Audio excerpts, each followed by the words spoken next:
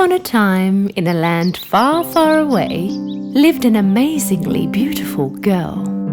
Cinderella's mother had passed away a very long time ago.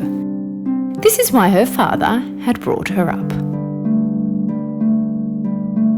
One day, when Cinderella's father remarried, her life had changed dramatically. Her father's new wife and her two stepsisters had moved to Cinderella's house. Since the first time they met, her stepmother couldn't stand the sight of Cinderella. She and her two daughters were extremely jealous of Cinderella's beauty and kind heart. Cinderella's stepsisters were not beautiful as she was, and besides, they were rude and spoilt. One day, due to work reasons, Cinderella's father had to leave on a long journey. And that was the time when Cinderella's stepmother and stepsisters turned her life into a living hell. While Cinderella was in the garden talking to her very beloved birds, her stepmother approached her. As of today, you will live in the attic. You will do all the housework. Also, I don't want you walking around in these clothes. Cinderella didn't know what to say. Helplessly, she did what she was told. She packed her stuff and moved to the attic. After that day, Cinderella began to do all the housework all on her own. She used to get very tired, but neither her stepmother or her stepsisters felt sorry for her. Wipe the floor again. Can't you see it's still dusty? You haven't done the laundry. I have nothing proper to wear. Cinderella had no friends other than the mice and the birds that used to come to her window. Due to the cold, secretly at night time, Cinderella would go downstairs to the chimney and warm up near the dying fire and fall asleep. As the days went on by, one day in the town, an announcement was made by the kingdom. Our prince will be holding a ball at the castle. All the girls who are eligible for marriage are invited to this ball. As soon as the stepsisters heard about this invitation, they ran home and told their mother. You will be the most beautiful girls at the ball. The prince must pick one of you. That way we will all live in the palace, right, Mother? We must get some gowns and shoes for you girls. Move along, we're going shopping. The stepmother and stepsisters left the house. Hearing all that was talked about, with a sad face, Cinderella stood there and watched. The preparations went on for days. Both the stepsisters had their gowns sewn. Every day they would go in front of the mirror and tell themselves, "We will be the most beautiful girls in the ball."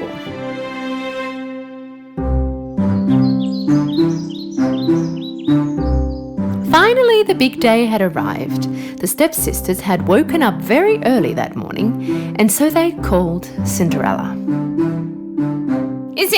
Cinderella, hurry and come here. Where have you been? Hurry and prepare our bath. All day, Cinderella helped her stepsisters get ready. Hey, brush it gently. You're going to pull it out.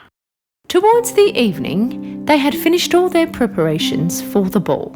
You look beautiful, girls. Just beautiful. Cinderella built up all her courage and asked her stepmother, "Can I come to the ball too, please?"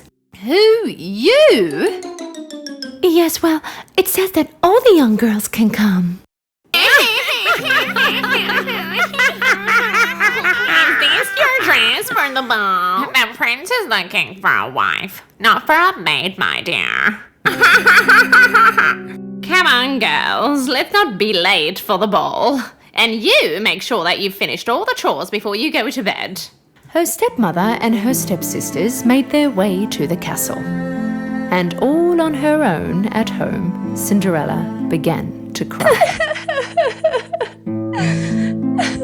Why can't I go to the castle too? If my parents were here, none of this would have happened. Right at that moment, a very bright light appeared. At first, Cinderella did not understand what it was. She was staring at the light. Then suddenly, a beautiful fairy appeared in the middle of the light. My beautiful Cinderella, don't cry. You too will go to the ball at the castle. Cinderella could not believe her eyes. She asked in shock, Can I go? Just look at me. Do not worry. I'm here to help you. Now bring me a pumpkin and 7 mice. Cinderella could not understand why she wanted these things, but still she did as she was told. First, she went to the kitchen and grabbed a big pumpkin. Then she went to the attic, got her mice friends, and went down again. With her magic wand, the fairy turned the pumpkin into a beautiful horse carriage. Then she turned to the mice. One of them turned into the driver, and the other 6 of them turned into beautiful white horses. Amazed as she was, Cinderella was looking at the horse carriage. The fairy turned to her. When she touched her with the magic wand, Cinderella's old dress turned into a beautiful ball gown. And the slippers on her feet turned into beautiful glass shoes. I look like a princess.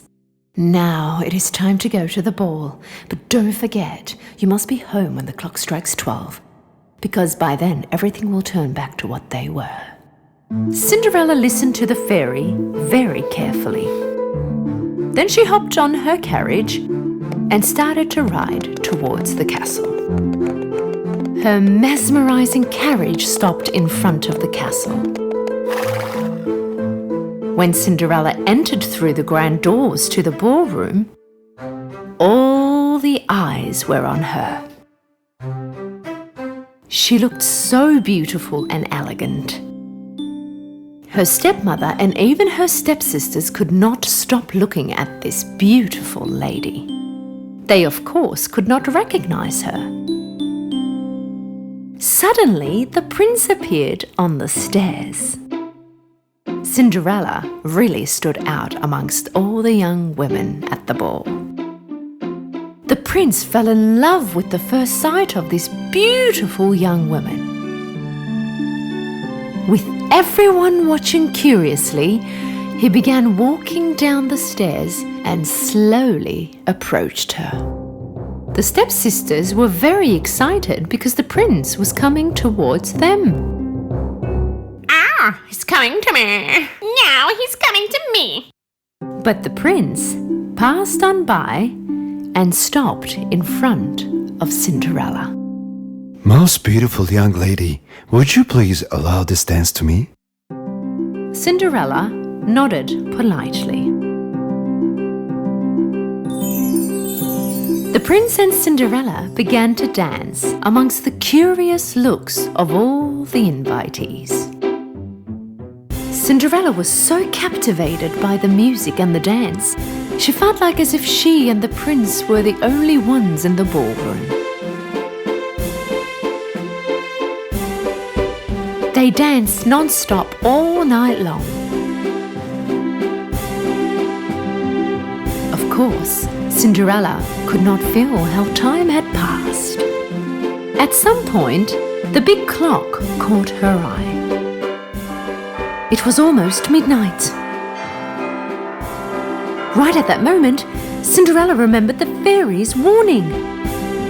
You must be home when the clock strikes 12, because by then everything will turn back to what they were. With a panic, Cinderella began to run and left the prince behind. When she was running down the stairs of the castle, she dropped one of her shoes, but she did not even have time to go back and collect it. When she ran further, the clock struck midnight and everything turned back to what they were before. When the prince went out after her, he spotted her shoe on the stairs. Find the owner of this shoe, even if you have to get all the girls in the kingdom to try it. Just find her. Cinderella came home breathless and went straight up to the attic. She started thinking about the night she had with the prince. She knew she had no chance, but still, she had fallen in love with him. It was almost impossible for the prince to find her, and even if he did, he would never recognize her. The prince's men went door to door to every house in the kingdom and looked for the young girl who owned this shoe.